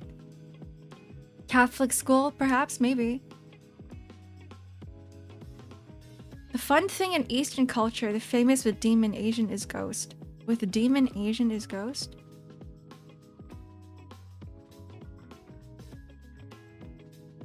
Eastern culture? Is VTubing strange, guys? I'm gonna tag you in Discord? No, that's how you get banned. Don't do it. Don't do it, Danish! Don't do it! Anyways, you guys said you wanted to hear a ghost story. A ghost story from me. I don't even know if this is considered a ghost story.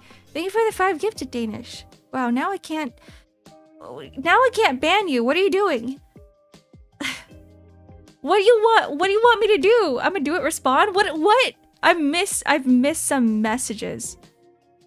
I have no idea what you're talking about. Thank you for the 5 gifted though. What are you talking about, Danish? Catholic, you said I swear I'm gonna tag you on Discord. Don't make me do it. Ark, are you there? I am there. Hello, I'm responding. I'm not muted. Hi Danish, hi. Hi Danish, hi. Danish, hi. Danish freak, hi. They fake possession? Who knows? Further up? Oh my god. You just said, Ark, respond. Oi, are you there, Ark? What are you talking about? Oh, here he is. Complete side note here. Should I make a thread in Discord for people to throw their New Year's pictures in? Just so that everything is together and not flooding the entire general chat? If you want to. I mean, you guys are free to make any threads you guys want. You guys have the permission to. I did say that you guys are free to make threads. That's why I gave you guys a permission to do it. Just that be careful about sharing personal information. If you share too much personal information, I will time you guys out because I want to keep the safety of you guys as well. Because the internet is a dangerous place. Yeah, go make your thread, Danish. Happy New Year's. We have watch me stream a game and watch a VTuber stream. What are you guys talking about again? She only responds to money? I actually do. The moment you send me any money, I'd be like, okay, what are you talking about? That's how you get my attention. I'm kidding.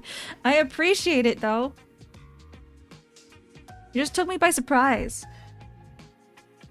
We were talking about ghosts. We were talking about ghosts and possession, and then suddenly you hit me with the... Oh, can I make a thread on Discord? You absolutely can. Or just mention League of Legends. Okay, see, so here's my ghost story, okay? It's not really... I don't even know if it's a ghost story. It might not be, because I still don't know if I believe in ghosts, but something strange did happen to me when I was a wee little dragon. The handprint on the window ghost story, I mean, that's one of them. But that wasn't that one wasn't as scary as like the other time. One of my other times was when... Okay, so let me describe this for you first. Let me put you in the setting, in the environment of where I was in. Claire's, you guys all know Claire's, right? Like that teenager store that sells accessories and other teenager girl things? No? Well, they have these diaries back then with the little locks. They have locks and a key. The piercing place, yes. Yeah, that's the one. So Claire's used to sell diaries. And I had one of those. I bought one from Claire's with the little key and the lock. And I had that sitting on my bedside for the longest time, but I lost the key to it. So I've lost the key for a very long time. And that always plagued me because I was like, well, it's such a waste of a good diary because I haven't used it yet. Like, I didn't write anything in it. So one morning at around 7 a.m., I was in bed. So this is the layout. Imagine 4 corners of the room. My bed is on one wall and my desk is on the opposite wall. And there's also another notebook on my desk. It's just sitting there. It's from like it's like a Dollarama notebook. Or a dollar store notebook. And then I had my diary on my bedside. And 7 a.m., nobody's awake at the time. It was like in the middle of summer. All the windows were closed because it's freaking hot and we had AC running. All the curtains were closed as well. I was in my own room. Everyone's fast asleep. And then I wake up and I go, well, there's nothing to do right now and I'm bored. And I look at the diary on my left side, on my bedside, and I'm like, how about I just try to break open the lock so that I can finally use this diary. I don't have to, it doesn't have to go to a waste. So I take the diary. I'm still in bed, by the way. And like, imagine everything in the room, okay?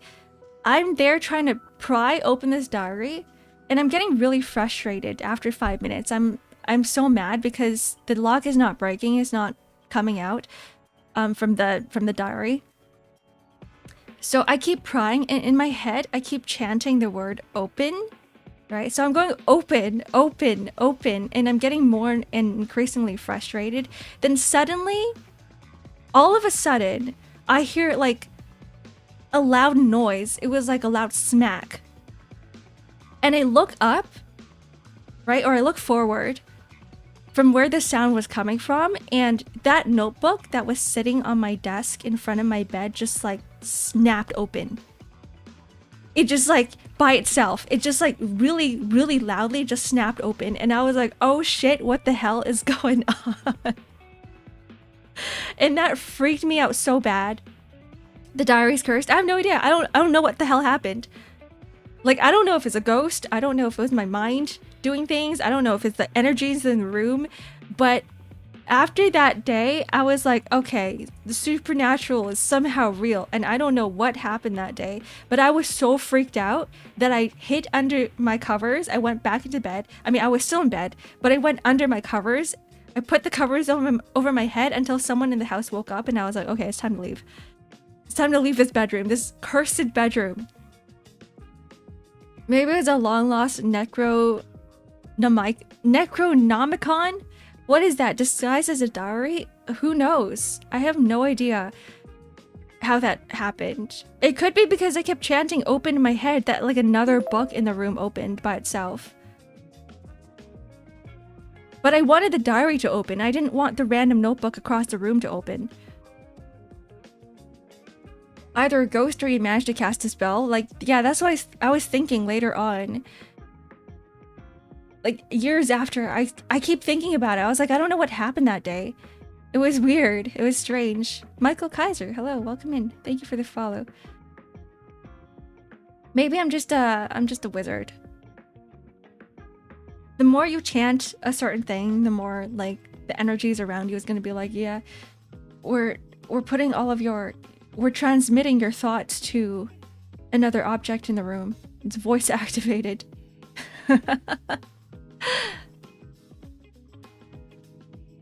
So that was like the spookiest thing that happened to me, in the same house. Okay, so this is the hand story, but in our house we had 2 pianos, and they're pretty far away from each other. They're like in opposite ends of the house, because both my sister and I play the piano and we practice together.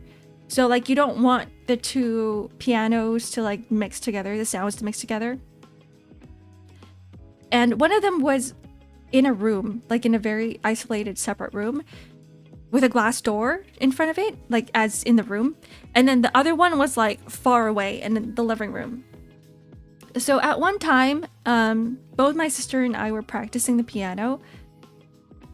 And then suddenly, like in the middle of me practicing, I hear like a loud sound again. Okay. And then I see a hand on the glass door. And it's just a hand there, and then it quickly disappears. And so I freak out because I'm in the middle of playing piano and suddenly you hear a loud sound. Of course you're gonna freak out, right? So I start yelling, and I yell for my sister's name, and I'm like, hey, that's not funny.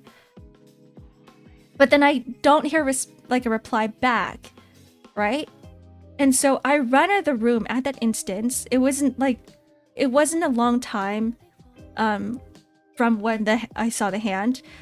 Like, I just got pissed off because, of course, anyone would get pissed off if, like, you're in the middle of practicing and, like, locked in doing something and someone scares the hell out of you, right? So I don't run out of the room, but I run to the door and I see, like, nobody. Nobody's on the other side of the glass door, right? And then, so I'm, like, super confused. And so I go out of that room. I look for my sister and I was like, hey, was that you? But in my head, I knew that there was no way it was her because she's so far away. And she's like sitting on the piano chair on the other side of the house. And she goes, what was what?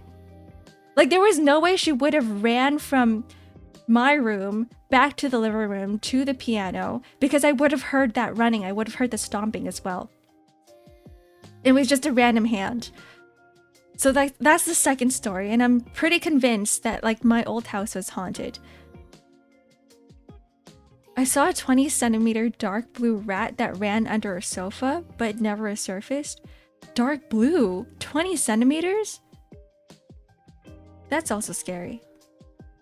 That's a big-ass rat. 20 centimeters? Are you sure it's a rat? Yeah, one of my sisters was really fast and just very quick on her feet. She's also a very silent runner. Who knows?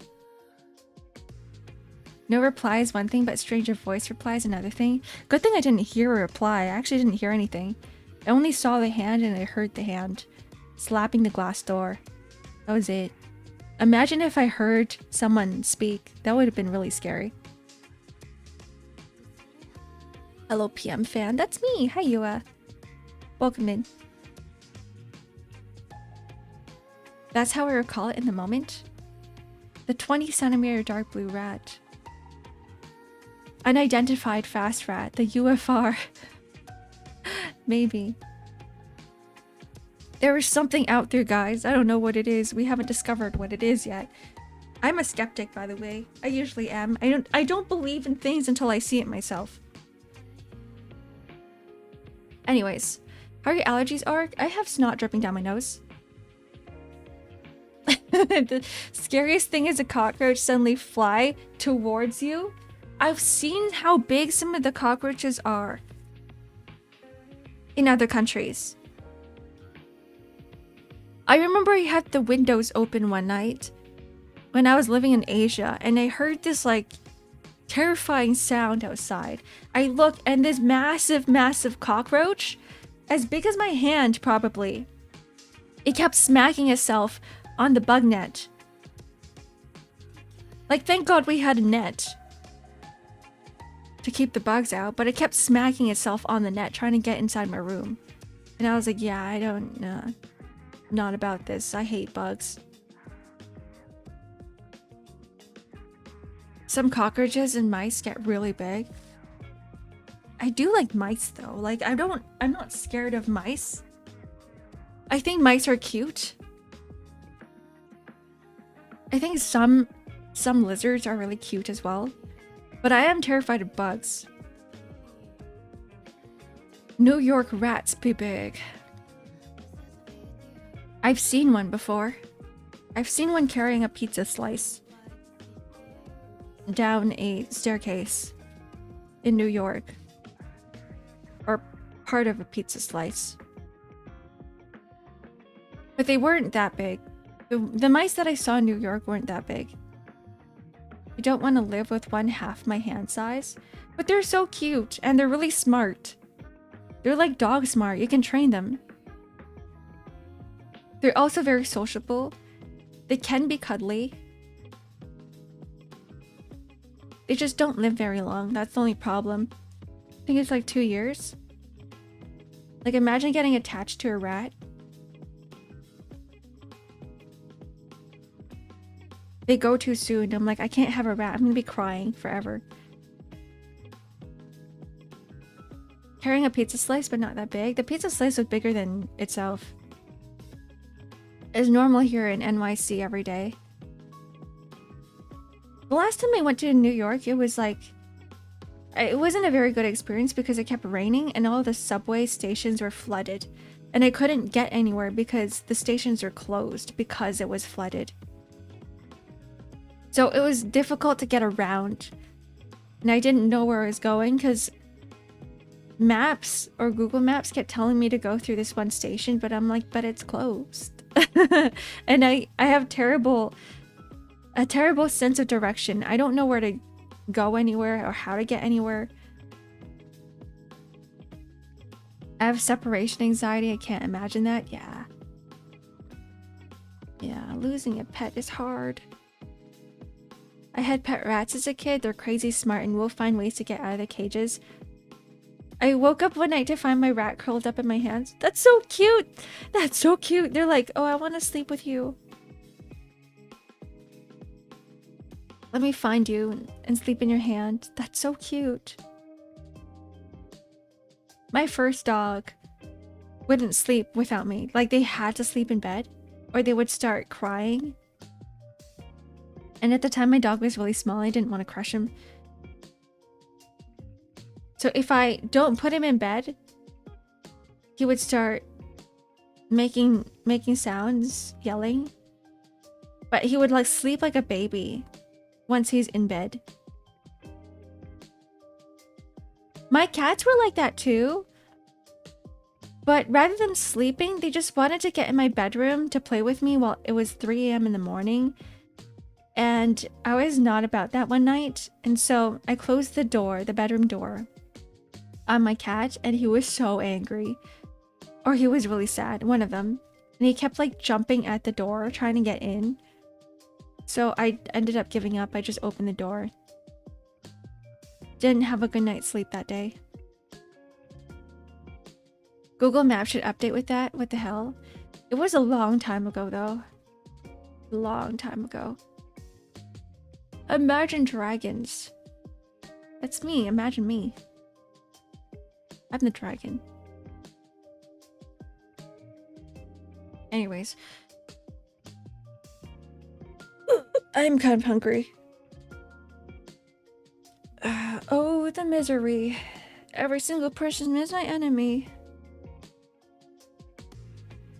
My cat bites my feet when she's hungry in the morning. She wakes me up with her biting. I've stopped the biting so fast. When they started the biting thing, I didn't want it to become a habit.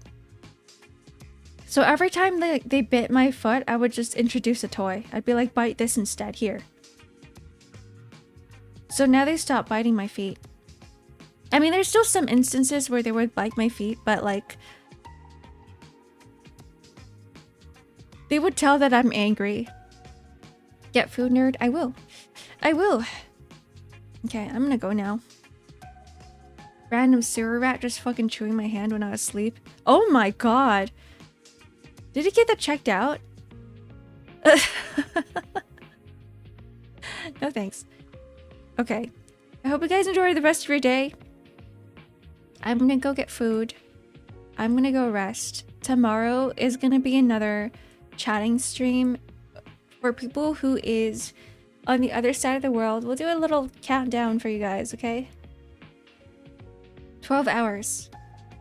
12 hours from wherever I am. Okay. Bye, guys. Goodbye. Goodbye. Who's streaming right now?